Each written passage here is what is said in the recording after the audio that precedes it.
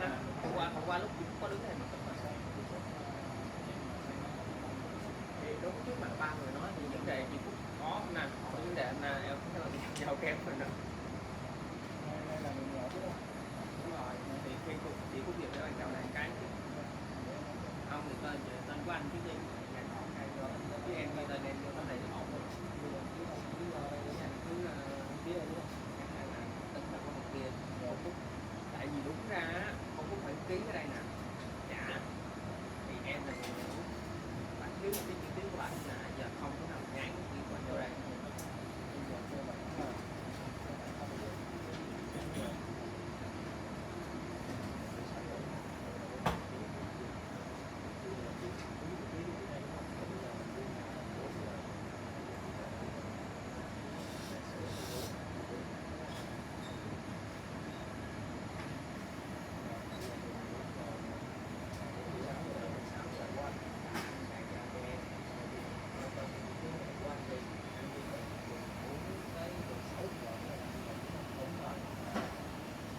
Coi như là các người bảo vệ đây có ghi nhận người tiếp theo á là cái người giao lại cho em là anh giao cho em làm nhận từ Phúc đúng rồi về được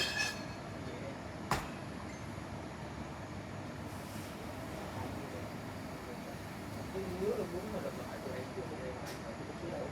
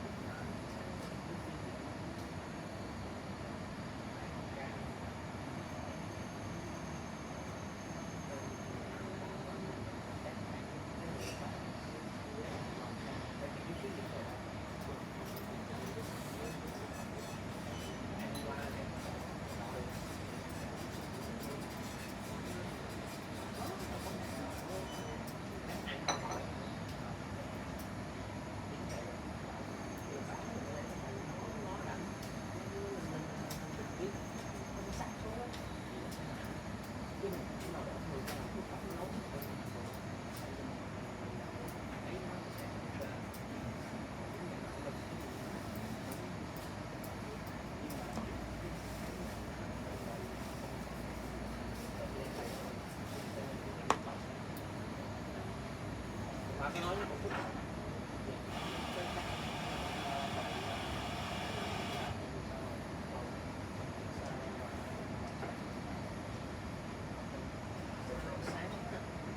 Ví dụ như nó là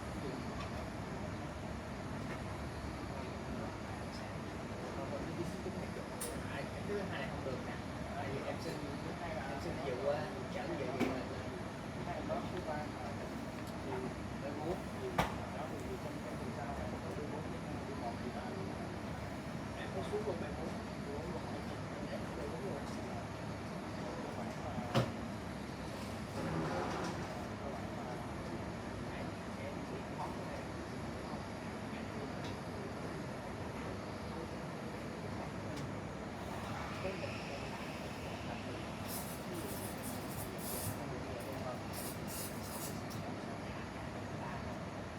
tới cái ở nhà nổi cho tới khoảng thời gian tới 6 giờ em bèo đến 7 giờ 6 giờ đến 5 giờ em đi lọc vô khoảng là nếu mà em làm sáng được sáng tiếng tuyển chụp được kia là các bạn nói có ngày nghỉ nhưng mà cái đúng một tuần được ngày có, nhưng mà nó cái lịch của mình nó xây dựng sát quá cho nên mình cái ngày của em nó chỉ sáng có cái gì vậy đó, hai ba tiếng thôi đó. Còn ví dụ là 8:09 hay là 10 vậy đó, thì giờ đó em có thể sắp xếp được không? không thì ví dụ á, thì nó ví dụ như là bạn có cuộc thi không là ngày đó cuộc thi không thì ví dụ đúng là ví dụ ngày đó cuộc thi thì cái ngày mai đó cuộc thi hôm nay là ở bên đây ngày đó cuộc thi cái ngày này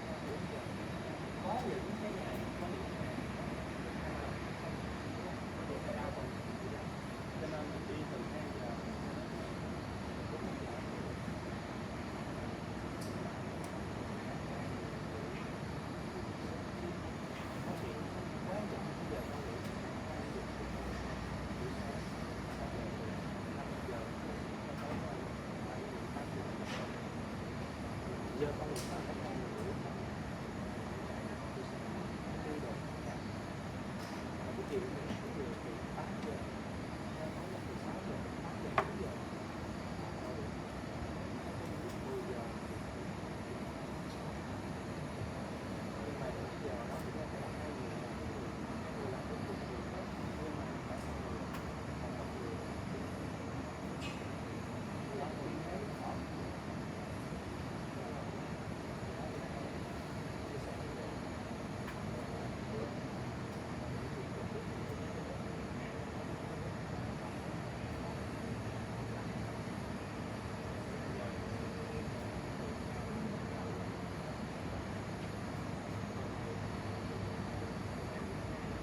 cơ bản hết tuần này lên thôi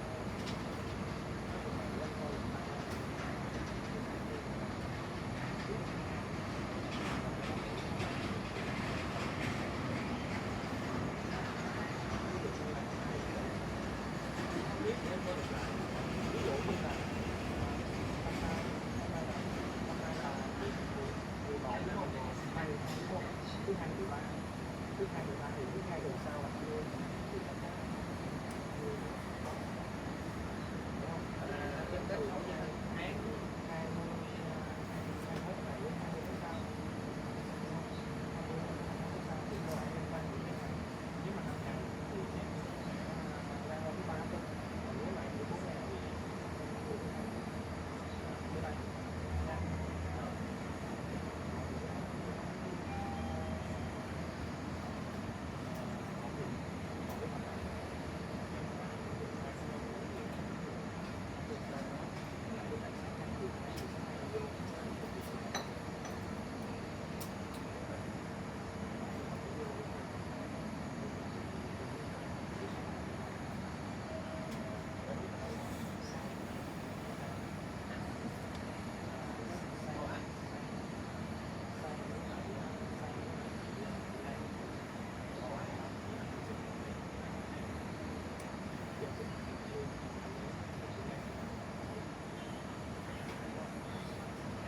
Cho nên là biết điều á,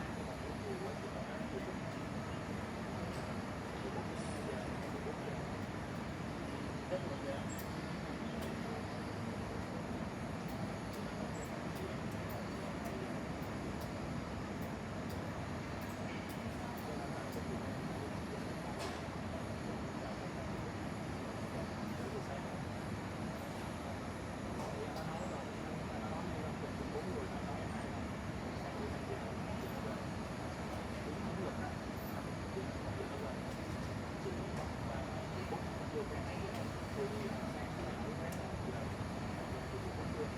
đúng chưa?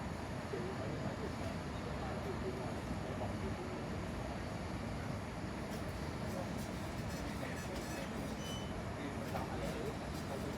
cơ bản là nó cũng chưa tầm so ra đó với em tụi em tập nó phải nhiều hơn nó đúng đúng không?